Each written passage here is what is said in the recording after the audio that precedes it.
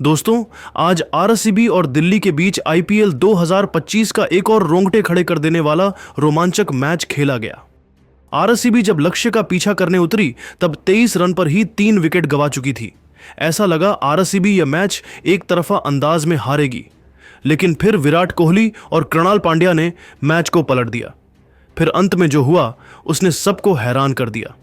जी हां, इस वीडियो में हम आपको इस रोमांचक मैच की पूरी हाइलाइट्स बताएंगे, तो वीडियो को अंत तक जरूर देखें। और अगर आपको भी यह मैच पसंद आया हो तो वीडियो को एक लाइक जरूर करें। इस वीडियो का लाइक टारगेट है 1000 लाइक्स। दोस्तों, आज का यह मुकाबला दिल्ली के ऐतिहासिक अरुण जेटली स्टेडियम में खेला गया। टॉस का सिक्का उछला और किस्मत का साथ मिला रॉयल चैलेंजर्स बैंगलोर को, जिन्होंने पहले गेंदबाजी करने का फैसला लिया। दिल्ली की ओर से बल्लेबाजी की शुरुआत करने आए युवा अभिषेक पोरेल और अनुभवी ड्यू प्लेसिस की खतरनाक जोड़ी मैदान पर उतरी। दोनों बल्लेबाजों के कंधों पर अपनी टीम को अच्छी शुरुआत दिलाने की जिम्मेदारी थी। वहीं बेंगलुरु की तरफ से पहले ओवर में गेंदबाजी करने के लिए आए भुवनेश्वर कुमार का स्वागत अभिषेक ने पहले गेंद पर शानदार चौका लगाकर किया और चौके के साथ अपनी टीम का खाता खोला। इसके बाद भुवनेश्वर कुमार ने शानदार गेंदबाजी किया और पहले ओवर में सिर्फ 8 रन ही खर्च किया। रॉयल चैलेंजर बेंगलुरु के कप्तान रजत पाटीदार ने दूसरे ओवर में गेंदबाजी करने के लिए यश दयाल को भेजा। आते ही यश दयाल शानदार गेंदबाजी का नजारा पेश कर रहे थे, लेकिन दूसरे ओवर के अंतिम गेंद पर अभिषेक ने जबरदस्त चौका जड़कर 2 ओवर में दिल्ली कैपिटल्स के स्कोर को 15 रनों तक पहुंचा दिया। बेंगलुरु की तरफ से तीसरा ओवर लेकर आए भुवनेश्वर कुमार। इस बार अभिषेक पोरेल ने उनके जमकर कुटाई कर दी। सबसे पहले ओवर की तीसरी गेंद पर अभिषेक ने गगनचुंबी छक्का लगाया। इसके बाद 5वीं गेंद को भी छक्के में तब्दील कर दिल्ली कैपिटल्स के स्कोर को रॉकेट की रफ्तार से आगे बढ़ाया। भुवनेश्वर कुमार का यह ओवर दिल्ली कैपिटल्स के लिए काफी महंगा साबित हुआ। दोनों बल्लेबाजों ने तीसरे ओवर में 17 रन जोड़ ली। 3 ओवर की समाप्ति के बाद दिल्ली कैपिटल का स्कोर बिना किसी विकेट के नुकसान पर 32 रनों तक पहुंच गया। दिल्ली कैपिटल्स की शुरुआत बेहद ही शानदार हो चुकी थी। वहीं बेंगलुरु की टीम को लगातार विकेट की तलाश थी। चौथे ओवर में बेंगलुरु के कप्तान रजत पाटीदार ने गेंदबाजी में बदलाव किया और इस बार गेंदबाजी करने के लिए जोश हेजलवुड को भेजा। जोश हेजलवुड अपनी गेंदबाजी से दोनों बल्लेबाजों को खूब परेशान कर रहे थे। अभिषेक संभल कर बल्लेबाजी कर रहे थे और अपना विकेट बचा रहे थे। तभी चौथी गेंद पर जोश हेजलवुड ने अभिषेक पोरेल को जितेश शर्मा के हाथों कैच आउट करा दिया और अपनी टीम को पहली सफलता दिला डाले। इस तरीके से मात्र 33 रनों के स्कोर पर दिल्ली की टीम को पहला झटका लग गया। अभिषेक अपनी टीम के लिए 11 गेंदों पर 2 चौकों और 2 छक्कों की सहायता से 28 रन बनाकर पवेलियन की तरफ लौट गए। अब डू प्लेसिस का साथ देने के लिए करुण नायर मैदान पर बल्लेबाजी करने के लिए उतरे। करुण नायर के चेहरे पर विकेट गिरने का दबाव बिल्कुल भी नहीं दिख रहा था और आते ही उन्होंने जबरदस्त चौका लगाकर अपना खाता खोला। जोश हेजलवुड ने चौथे ओवर में मात्र 5 रन खर्च करके अपनी टीम को पहली सफलता दिला दिया। दिल्ली कैपिटल्स की टीम को एक अच्छे साझेदारी की जरूरत थी। रॉयल चैलेंजर बेंगलुरु की तरफ से 5वां ओवर लेकर आए यश दयाल की दूसरी गेंद पर ड्यू प्लेसिस ने शानदार चौका लगाकर अपनी टीम के स्कोर को रॉकेट की रफ्तार से आगे बढ़ाया। इसी के साथ अंपायर ने उसे नो बॉल भी करार दिया और ड्यू प्लेसिस को फ्री हिट भी मिल चुका था, लेकिन ड्यू प्लेसिस स्ट्रीट का फायदा नहीं उठा पाए और सिंगल लेकर स्ट्राइक करुण नायर को दे दिया। खतरनाक गेंदबाजी करते हुए यश दयाल ने चौथी गेंद पर करुण नायर को अपने जाल में फंसाया और भुवनेश्वर कुमार के हाथों कैच आउट करा दिया। करुण अपनी टीम के लिए सिर्फ 4 रन बनाकर बेहद निराश मन से वापस लौट गए, लेकिन ड्यू प्लेसिस अभी भी मैदान पर डटे हुए थे और उनके साथ देने के लिए केएल राहुल आ चुके थे। 5 ओवर की समाप्ति के बाद दिल्ली कैपिटल का स्कोर 2 विकेट के नुकसान पर 45 रन बन पाया।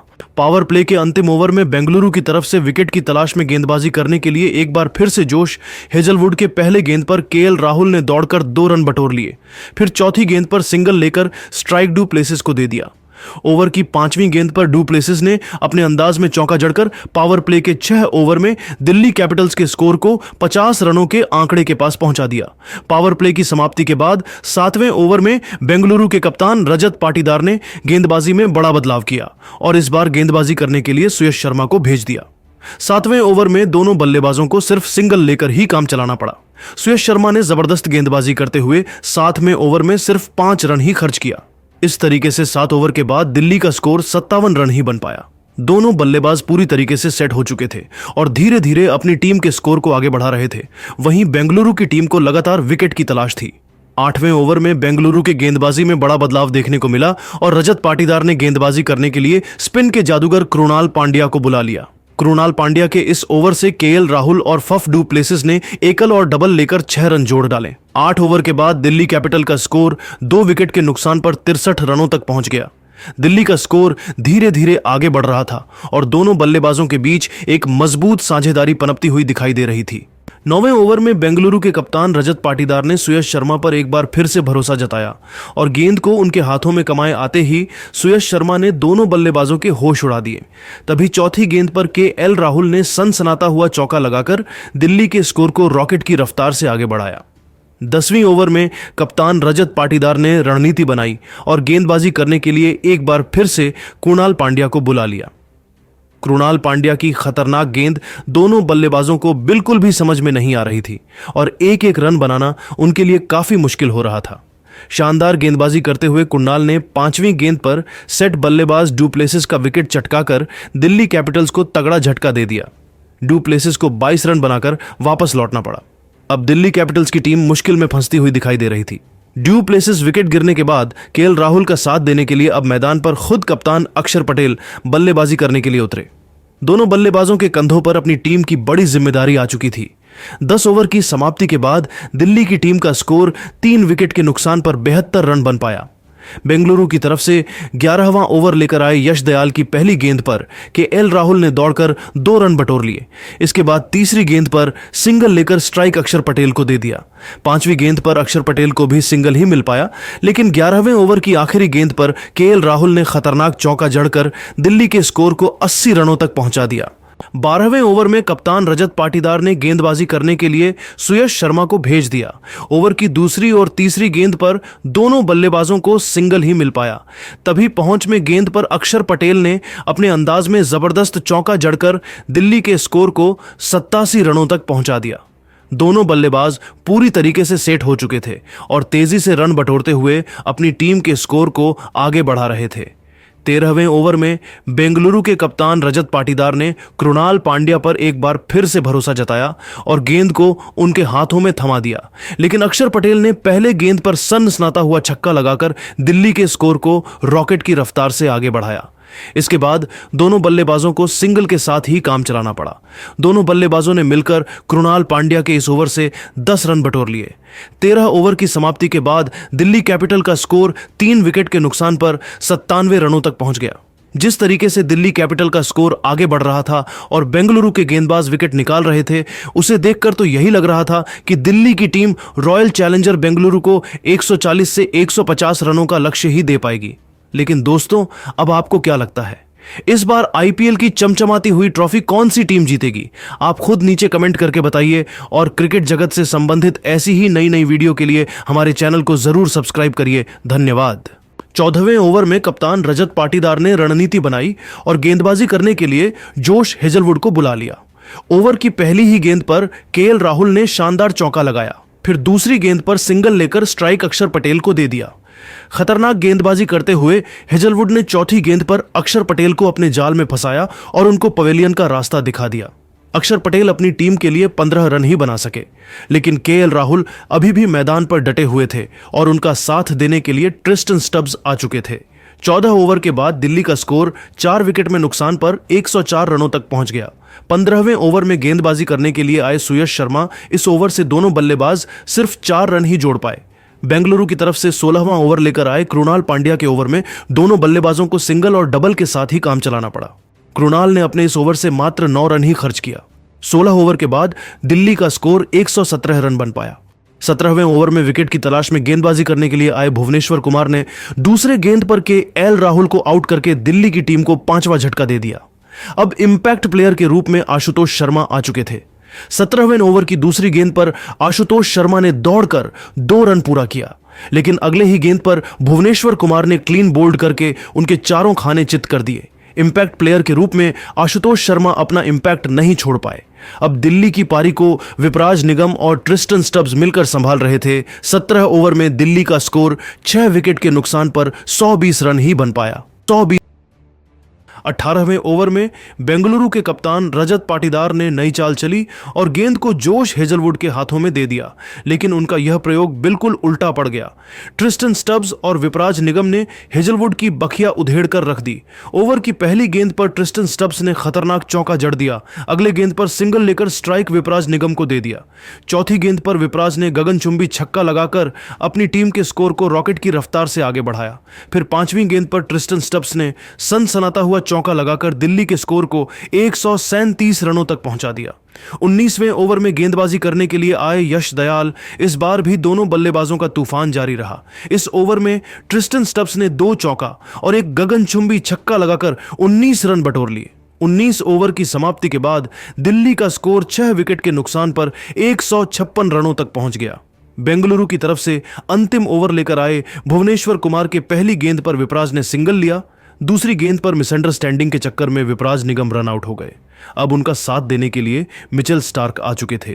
चौथी गेंद पर ट्रिस्टन स्टब्स ने खतरनाक चौका लगा दिया, लेकिन पांचवी गेंद पर वह भुवनेश्वर कुमार का शिकार बन गए। अंतिम गेंद पर दुश्मन था चमीरा को एक भी रन नहीं मिल पाया। इस तरीके से दिल्ली कैपिटल्स ने बेंगलुरु के सामने 162 रनों का पहाड़ जैसा स्कोर खड़ी कर दी। लेकिन दोस्तों, अब आपको क्या लगता है, इस बार आईपीएल की ट्रॉफी कौन सी टीम जीतेगी? आप खुद नीचे कमेंट करके बताइए और ऐसी ही नई नई वीडियो के लिए हमारे चैनल को जरूर सब्सक्राइब करिए। धन्यवाद। इस लक्ष्य को हासिल करने के लिए बेंगलुरु के 2 विस्फोटक बल्लेबाज विराट कोहली के साथ जैकब बेथेल मैदान पर उतरे। वहीं दिल्ली की तरफ से पहले ओवर में गेंदबाजी करने के लिए आए खुद कप्तान अक्षर पटेल ने शानदार गेंदबाजी करते हुए दोनों बल्लेबाजों को पूरी तरीके से बांध कर रखा। पहले ओवर से दोनों बल्लेबाज मिलकर सिर्फ 4 रन ही बना सके। दूसरे ओवर में दिल्ली के कप्तान अक्षर पटेल ने गेंदबाजी करने के लिए अपने सबसे खतरनाक गेंदबाज मिचेल स्टार्क को बुला लिया। शुरुआती 2 गेंदों पर स्टार्क ने विराट कोहली को चकमा दे दिया, लेकिन तीसरी गेंद पर विराट ने शानदार चौका लगाकर अपनी टीम के स्कोर को तेजी से आगे बढ़ाया। इसके बाद 5वें गेंद पर जैकब बेथेल ने अपने अंदाज में गगनचुंबी छक्का लगाकर बेंगलुरु के स्कोर को रॉकेट की रफ्तार से आगे बढ़ाया। फिर दूसरे ओवर की आखिरी गेंद पर भी जैकब बेथेल सनसनाता हुआ चौका लगाकर अपनी टीम के स्कोर को 2 ओवर में ही 19 रनों तक पहुंचा दिया। मिचेल स्टार्क का यह ओवर दिल्ली कैपिटल्स के लिए काफी महंगा साबित हुआ। दोनों बल्लेबाजों ने मिलकर दूसरे ओवर से 15 रन बटोर लिए। रॉयल चैलेंजर बेंगलुरु की शुरुआत बेहद ही शानदार हो चुकी थी। वहीं दिल्ली कैपिटल्स को विकेट की तलाश थी। दिल्ली की तरफ से तीसरा ओवर लेकर आए अक्षर पटेल ने खतरनाक गेंदबाजी करते हुए दूसरी ही गेंद पर जैकब बेथेल को करुण नायर ने कैच आउट करवा दिया। जैकब बेथेल 12 रन बनाकर वापस लौट गए। इस तरीके से बेंगलुरु को 20 रनों के स्कोर पर पहला झटका लग गया। अब विराट कोहली का साथ देने के लिए देवदत्त पडिक्कल आ चुके थे, लेकिन वह अभी ज्यादा देर तक नहीं टिक पाए और अक्षर पटेल ने उनको क्लीन बोल्ड कर दिया। देवदत्त बिना खाता खोले ही निराशा मन से वापस लौट गए। देवदत्त का विकेट गिरने के बाद रजत पाटीदार बल्लेबाजी करने के लिए मैदान पर उतरे। 3 ओवर की समाप्ति के बाद बेंगलुरु का स्कोर 2 विकेट के नुकसान पर सिर्फ 21 रन बन पाया। चौथे ओवर में दिल्ली के गेंदबाजी में बदलाव देखने को मिला और कप्तान अक्षर पटेल ने गेंदबाजी करने के लिए मुकेश कुमार को बुला लिया, जिनका स्वागत रजत पाटीदार ने पहले ही गेंद पर अपने अंदाज में चौका जड़कर किया। लेकिन इसके बाद मुकेश कुमार अपने गेंदबाजी से दोनों बल्लेबाजों को चकमा दे रहे थे। तभी चौथे ओवर की आखिरी गेंद पर करुण नायर ने रजत पाटीदार को रन आउट कर दिया। रजत पाटीदार को 6 रन बनाकर वापस लौटना पड़ा। इस तरीके से बेंगलुरु की टीम को 26 रनों के स्कोर पर तीसरा झटका लग चुका था। रजत पाटीदार के पवेलियन लौटने के बाद विराट कोहली का साथ देने के लिए अब कृणाल पांड्या बल्लेबाजी करने के लिए आ चुके थे। दोनों बल्लेबाजों के कंधों पर अपनी टीम की बड़ी जिम्मेदारी थी। 5वें ओवर में गेंदबाजी करने के लिए आए अक्षर पटेल दोनों बल्लेबाजों को खूब परेशान कर रहे थे। अक्षर पटेल के इस ओवर से विराट कोहली और कृणाल पांड्या मिलकर 4 रन ही जोड़ सके। 5 ओवर की समाप्ति के बाद बेंगलुरु का स्कोर 30 रन बन पाया। वहीं उसके 3 बड़े बल्लेबाज वापस लौट चुके थे।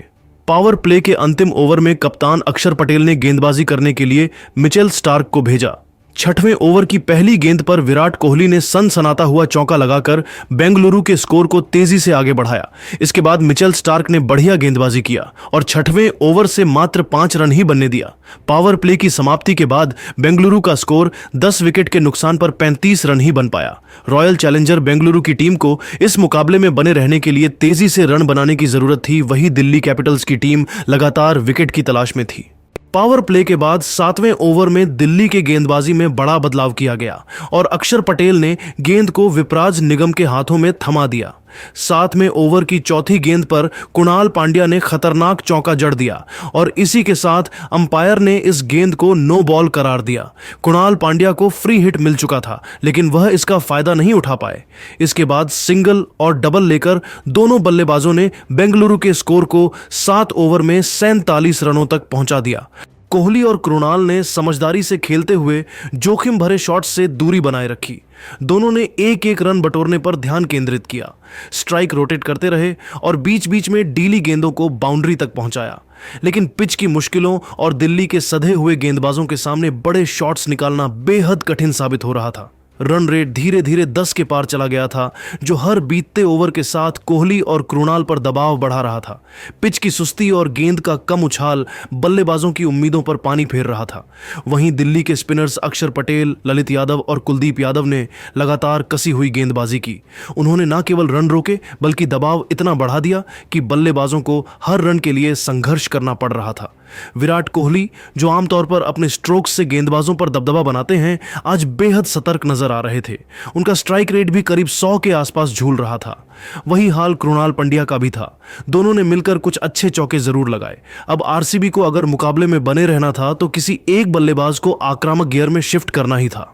पारी के बीच में जैसे ही दबाव बढ़ रहा था, कृणाल पंड्या ने एक शानदार बदलाव किया। 11वें ओवर में उन्होंने चमीरा के खिलाफ एक लंबा झड़कर न सिर्फ अपनी पारी को गति दी बल्कि पूरी आरसीबी टीम के आत्मविश्वास को भी बढ़ा दिया। लेकिन फिर 12वें ओवर में कुलदीप यादव ने कमाल की गेंदबाजी की। उन्होंने इस ओवर में सिर्फ 5 रन दिए और आरसीबी के बल्लेबाजों को थामे रखा। कुलदीप की कसी हुआ स्पिन आक्रमण आरसीबी के बल्लेबाजों के लिए एक बड़ी चुनौती थी कि कृणाल पंड्या ने शांत रहते हुए अपना खेल जारी रखा। फिर 13वें ओवर में मुकेश कुमार ने गेंदबाजी शुरू की और कृणाल ने पूरी गेंदबाजी की दिशा बदल दी। मुकेश की दूसरी गेंद शॉर्ट थी, जिसे कृणाल ने शानदार पुल करते हुए छक्के के लिए भेज दिया। इसके बाद अगली ही गेंद पर उन्होंने लॉन्ग ऑफ के ऊपर से एक और शानदार छक्का जड़ा। कृणाल ने इस ओवर में एक साथ 2 जबरदस्त शॉट्स खेले, जो न केवल आरसीबी के रन चेज को जीवित रखे बल्कि उनकी पारी के आत्मविश्वास को भी एक नई दिशा दी। और इस प्रकार आरसीबी ने 13वें ओवर में 100 रन पूरे किए। इस बीच विराट कोहली एक छोर से संभल कर खेल रहे थे, जबकि दूसरी ओर कृणाल पंड्या ने अपने खेल का पूरा आक्रमण दिखा दिया था। कोहली का संयम और कृणाल की आक्रामक बल्लेबाजी दोनों ही आरसीबी के लिए एक सकारात्मक संकेत बन चुके थे। 14वें ओवर में कुलदीप यादव ने फिर एक शानदार गेंदबाजी की, लेकिन कृणाल ने उसी ओवर में एक और आक्रामक शॉट खेला, जो उनके बल्ले से निकलकर बाउंड्री के पार गया। कृणाल की इस बल्लेबाजी ने टीम को गति दी और उन्होंने अपनी पारी में अब तक के सबसे मुश्किल मोड़ को पार कर लिया था। फिर 15वें ओवर में कृणाल ने एक और चौका जड़ा और इसी के साथ अपनी 50 रन की पारी भी पूरी की। उन्होंने सिर्फ 38 गेंदों पर अपनी हाफ सेंचुरी पूरी की, जो कि उनकी आक्रामकता और आत्मविश्वास को दर्शाता था। 9 साल बाद कृणाल 5 ओवर में 49 रन चाहिए थे और यह रन चेज इस समय सबसे रोमांचक मोड़ पर पहुंच चुका था। कुल मिलाकर कृणाल पंड्या की बल्लेबाजी ने आरसीबी को मैच में बनाए रखा था। उन्होंने गेंदबाजों पर दबाव डाला और अपनी टीम को मजबूती से वापस मुकाबले में ला खड़ा किया। 16वें ओवर की शुरुआत हुई और विराट कोहली ने भी अब अपने हाथ खोलने का फैसला कर लिया था। सामने थे मिशेल स्टार्क, जो अपनी रफ्तार और स्विंग से बल्लेबाजों को छकाने के लिए मशहूर हैं। लेकिन कोहली ने बिल्कुल भी दबाव में आए बिना स्टार्क की गेंद को खूबसूरती से टाइम किया और एक शानदार चौका जड़ दिया। इसी ओवर में एक बड़ा मोड़ भी आया। अभिषेक पोरेल ने एक आसान सा कैच छोड़ दिया और वो कैच था कृणाल पंड्या का। अगर यहां कैच पकड़ लिया जाता तो कहानी कुछ और हो सकती थी, लेकिन किस्मत ने आरसीबी का साथ दिया और पंड्या क्रीज पर बने रहे। इस गलती का दिल्ली को भारी खामियाजा उठाना पड़ा। इसके बाद 17वें ओवर की शुरुआत में विराट कोहली ने एक सिंगल लेकर अपनी शानदार 50 पूरी की। 45 गेंदों में पूरी हुई यह अर्धशतक भले ही तेज नहीं था, लेकिन हालात को देखते हुए यह बेहद कीमती थी। यह विराट की लगातार तीसरी 50वीं थी और इस मैच की रन छेज में वह आरसीबी के स्तंभ बने हुए थे, जहां एक समय रन रेट और विकेटों का दबाव कृणाल पंड्या भी लय में आ चुके थे। 17वें ओवर में उन्होंने मुकेश कुमार की गेंदों पर लगातार 2 चौके जड़े, एक शानदार ड्राइव और एक जबरदस्त पुल शॉट खेलते हुए। इस ओवर से आरसीबी को कुल 12 रन मिले और अब समीकरण बदल चुका था। आखिरी 3 ओवर में केवल 27 रन चाहिए थे, लेकिन खेल में ट्विस्ट बाकी था। 18वें ओवर की शुरुआत चमीरा ने की। कोहली, जो अब तक बड़ी ही सूझबूझ से खेल रहे थे, एक बड़ा शॉट खेलने के चक्कर में फंस गए। उन्होंने गेंद को लॉन्ग ऑन की ओर उछाल दिया, लेकिन वहां फील्डर ने शानदार कैच लपक लिया। कोहली की 47 गेंदों में 51 रन की संघर्षपूर्ण पारी यहीं खत्म हो गई। उनकी इस पारी में भले ही ज्यादा चौके ना रहे हों, लेकिन जो संयम और जिम्मेदारी उन्होंने दिखाई, वही आरसीबी को इस मुकाम तक ले आया था। अब हालात यह थे कि आखिरी 12 गेंदों में 17 रन चाहिए थे। कृणाल पंड्या क्रीज पर जमे हुए थे, लेकिन उन्हें अब किसी नए साथी के साथ यह काम पूरा करना था। दिल्ली के गेंदबाजों ने एक बार फिर से अपने हौसले बुलंद कर लिए थे।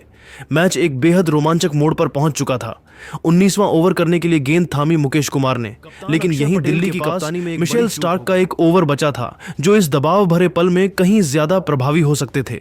पर अक्षर ने स्टार्क को 20वें ओवर के लिए बचा कर रखा और शायद यहीं से मैच हाथ से फिसल गया। 19वें ओवर की पहली ही गेंद पर टीम डेविड ने साफ कर दिया कि वह इस मैच को यहीं खत्म करना चाहते हैं। मुकेश की फुल टॉस गेंद को डेविड ने पूरे दमखम से स्क्वायर लेग के ऊपर से के लिए भेज दिया। मैदान में बैठे आरसीबी समर्थक खुशी से उछल पड़े। अगली ही गेंद पर फिर टीम डेविड ने एक शानदार चौका जड़ दिया। दबाव अब पूरी तरह दिल्ली पर आ चुका था। फिर मुकेश से एक और बड़ी चूक हो गई। अगली गेंद नो बॉल थी और टीम डेविड ने इस पर भी चौका जड़कर दिल्ली की उम्मीदों पर पानी फेर दिया। अब मैच पूरी तरह आरसीबी की मुट्ठी में था। इसके बाद डेविड ने लगातार 2 और चौके जड़कर महज 5 गेंदों में मैच को खत्म कर दिया। उन्होंने सिर्फ 5 गेंदों पर 19 रन बनाकर तूफानी अंदाज में मैच का अंत किया। वहीं दूसरी छोर पर कृणाल पंड्या नाबाद रहे, जिन्होंने 47 गेंदों में शानदार 73 रनों की बेहतरीन पारी खेली। आरसीबी ने यह मुकाबला 6 विकेट से जीतकर सीजन की अपनी 7वीं जीत दर्ज की और एक बार फिर घर से बाहर धमाकेदार जीत हासिल की। तो दोस्तों, आपके हिसाब से दिल्ली की इस हार की वजह क्या है और आरसीबी की इस जीत का हीरो इस बार आईपीएल की ट्रॉफी कौन सी टीम जीतेगी? आप खुद नीचे कमेंट करके बताइए और ऐसी ही नई नई वीडियो के लिए हमारे चैनल को जरूर सब्सक्राइब करिए। धन्यवाद। सब्सक्राइब करिए।